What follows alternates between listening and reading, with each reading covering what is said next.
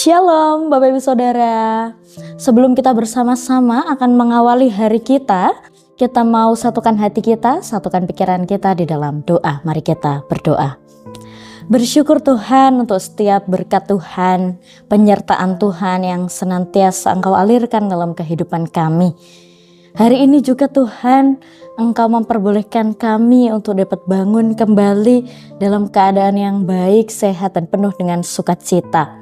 Dan sebelum mengawali aktivitas kami pada hari ini Tuhan, kami mau bersama-sama merenungkan pesan dari firman Tuhan. Tuhan, buka hati kami, telinga kami, pikiran kami, sehingga apa yang kami renungkan pada pagi hari ini dapat memberikan kami semangat untuk kami menjalani hari-hari dan aktivitas kami. Engkau juga memberkati hamba-Mu yang akan menyampaikan pesan dari firman Tuhan, sehingga apa yang disampaikan mulut bibirnya hanya sesuai dengan kehendak-Mu saja. Di dalam nama Tuhan Yesus Kristus, doa ini kami naikkan. Amin. Bapak Ibu Saudara, perenungan kita pada pagi hari ini diambil dari surat Roma yang pasalnya kelima ayat 3-4. Roma 5 ayat 3-4. Bukan itu saja, kita malah bermegah juga dalam kesengsaraan kita. Karena kita tahu bahwa kesengsaraan itu menimbulkan ketabahan, ketabahan menimbulkan tahan uji, dan tahan uji menimbulkan pengharapan. Saya ingin mengawali renungan kita pada pagi hari ini dengan sebuah cerita pengalaman dari para nelayan di Jepang.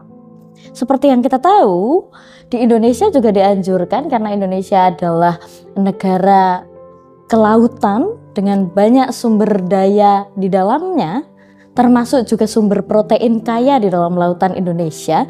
Orang-orang Jepang juga adalah orang-orang yang bahkan sudah rajin atau senang makan ikan segar. Mereka bisa membedakan ikan mana yang segar, ikan mana yang tidak segar. Bahkan ketika ikan itu sudah mati dibekukan, itu rasanya akan berbeda. Mereka sangat peka sekali untuk membedakan hal tersebut. Nah, ini menjadi tantangan khusus untuk para nelayan di Jepang. Ketika mereka mengambil ikan dari pantai, lalu konsumen permintaannya semakin meningkat, stok yang ada di pantai, ikan-ikan yang ada di pantai lama-lama stoknya menipis. Itu membuat nelayan harus berpikir lebih keras lagi untuk mendapatkan ikan. Bagaimana ini? Permintaannya bertambah banyak, tetapi stoknya semakin menipis. Akhirnya para nelayan itu harus berlayar sampai ke tengah-tengah samudera untuk mendapatkan stok ikan yang diinginkan oleh konsumen. Mereka sudah jauh-jauh sampai ke tengah samudera, otomatis ada tambahan konsekuensi ketika mereka harus jauh-jauh mengambil ikan di tengah-tengah samudera. Tetapi ternyata setelah dibawa ke pelabuhan, konsumen juga tidak mau membeli dengan alasan ikannya kan sudah mati, ikannya sudah terlalu lama kena es, jadi dia beku, jadi dia tidak segar lagi. Ternyata sudah jauh-jauh ngambil ke tengah samudera juga tetap tidak dibeli. Ini menjadi kerugian besar untuk para nelayan tentunya. Effortnya lebih besar, tapi ternyata konsumen malah menolak. Akhirnya para nelayan di Jepang ini mulai memikirkan inovasi apa ya yang bisa dilakukan supaya kita bisa mendapatkan stok ikan segar, mereka masih hidup ketika sampai di pelabuhan. Akhirnya para nelayan ini membuat yang namanya semacam tangki air raksasa begitu, untuk menampung ikan-ikan sehingga mereka tetap bisa berenang dan sampai di daratan, sampai di pelabuhan juga tetap hidup. Tapi ternyata usaha itu juga tidak membuahkan hasil yang baik. Ternyata ikan itu adalah hewan yang mudah stres ya. Ketika mereka dikurung di dalam tangki, meskipun tangki itu raksasa, mereka tetap merasa terkurung. Mereka tetap merasa terkurung, mereka tetap merasa stres. Sehingga sampai di daratan, ketika ikan itu stres, mereka cenderung pasrah dan tidak bergerak. Sehingga mereka dagingnya akhirnya lembek, rasanya hambar, tidak segar, dan tetap tidak mau dibeli oleh konsumen. Lalu nelayan berpikir lagi, apa karena airnya nggak diganti ya? Akhirnya tangki air raksasa itu tadi diganti airnya secara terus menerus. Sehingga ikan-ikan tetap bisa segar harapannya. Tapi ternyata tidak demikian juga. Airnya sudah diganti, mereka sudah tinggal di tangki air raksasa, tapi mereka tetap saja sampai di pelabuhan dalam keadaan lemes, pasrah, tidak bergerak, hampir mati. Lalu Bapak Ibu Saudara, akhirnya nelayan berpikir lagi apa yang harus mereka lakukan. Akhirnya mereka menaruh hiu kecil di dalam tangki air raksasa itu. Mereka menaruh hiu kecil yang sengaja ditaruh di situ. Kenapa hiunya ukurannya kecil? Karena mereka tidak akan bisa memangsa ikan-ikan yang dijala oleh para nelayan itu. Tetapi hiu kecil itu tadi sudah cukup memberikan ancaman bagi para ikan, sehingga ikan itu bisa berenang dengan aktif di dalam tangki air raksasa itu. Mereka terus waspada, mereka terus berenang, sehingga ketika sampai di pelabuhan mereka tetap sehat, mereka tetap segar, dan kualitas dagingnya baik. Dagingnya padat dan digemari konsumen. Hanya karena hiu kecil yang masuk ke dalam tangki air raksasa itu.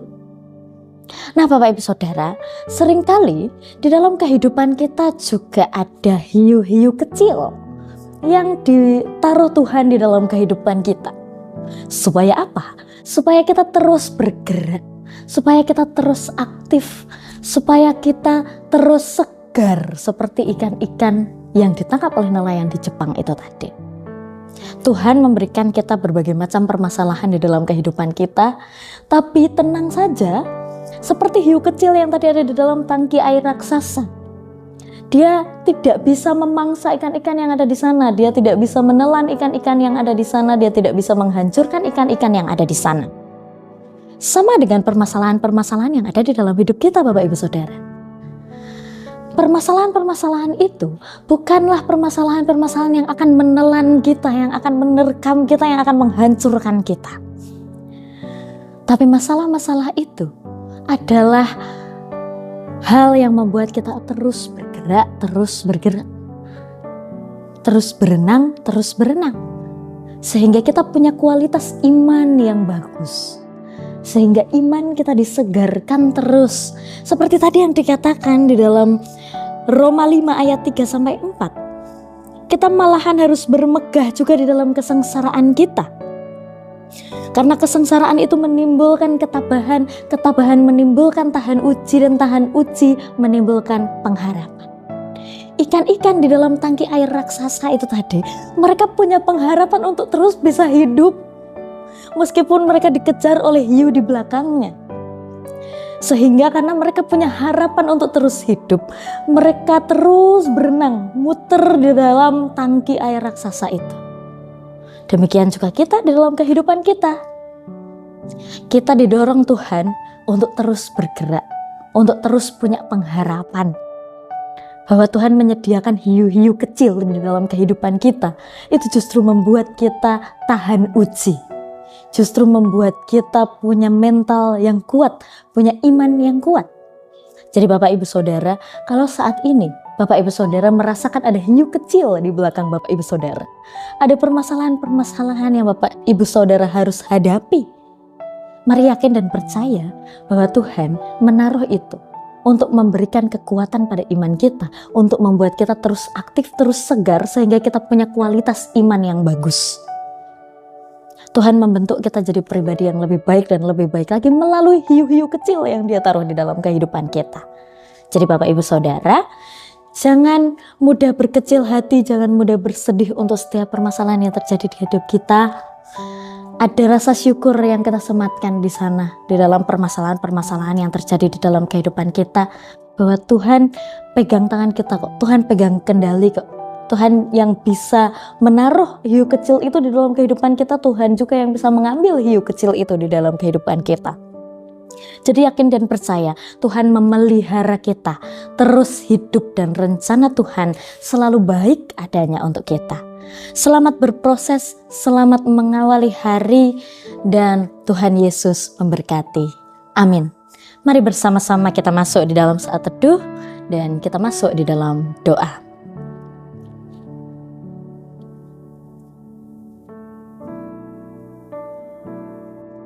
Mari kita berdoa. Bersyukur Tuhan untuk pesan dari firman Tuhan yang kami simak bersama pada hari ini.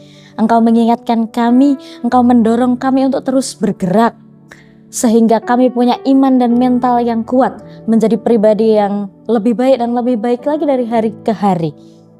Engkau menyertai kami dalam setiap pekerjaan dan aktivitas kami serahkan kehidupan kami, aktivitas kami, pekerjaan kami pada hari ini dan hari-hari ke depan di dalam tangan-Mu. Kami yakin dan percaya Tuhan menopang, Tuhan beserta, Tuhan merangkul kami.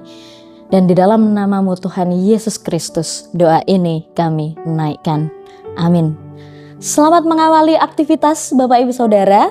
Tuhan Yesus memberkati.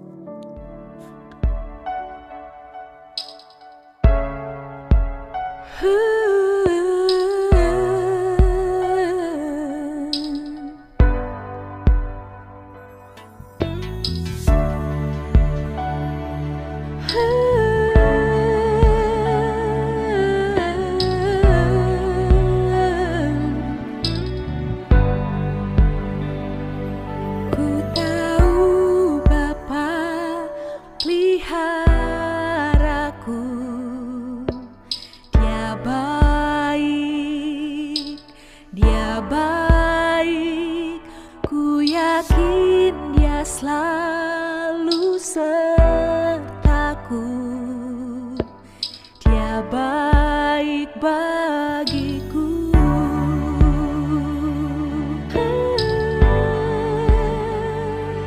Ku tahu Bapa peliharaku, Dia baik, Dia baik. Ku yakin Dia selalu sertaku, Dia baik bagiku. Lewat badai cobaan, semuanya mendatangkan kebaikan. Ku tahu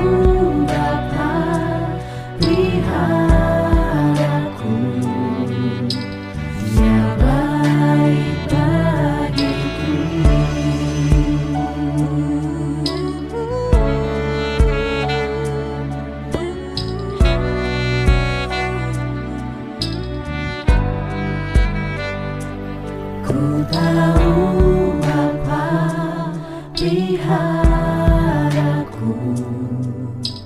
Dia baik, Dia baik. Ku yakin Dia selalu sertaku, Dia baik bagiku. Lewat badai cobaan, semuanya mendatangkan kebaikan. Ku tahu Bapa peliharaku,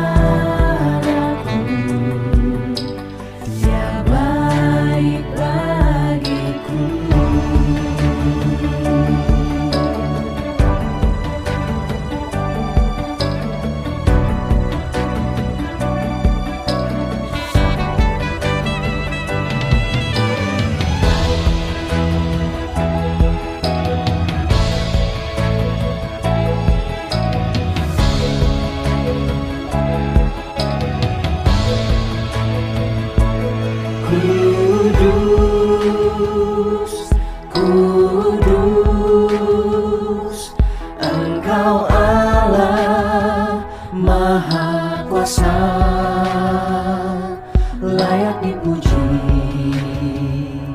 layak disembah. Engkau kudus, Engkau kudus, Engkau kudus, Engkau Allah Kuasa, layak dipuji, layak disembah. Engkau kudus, Engkau kudus, Engkau kudus, Engkau Allah Maha Kuasa, layak dipuji, layak disembah.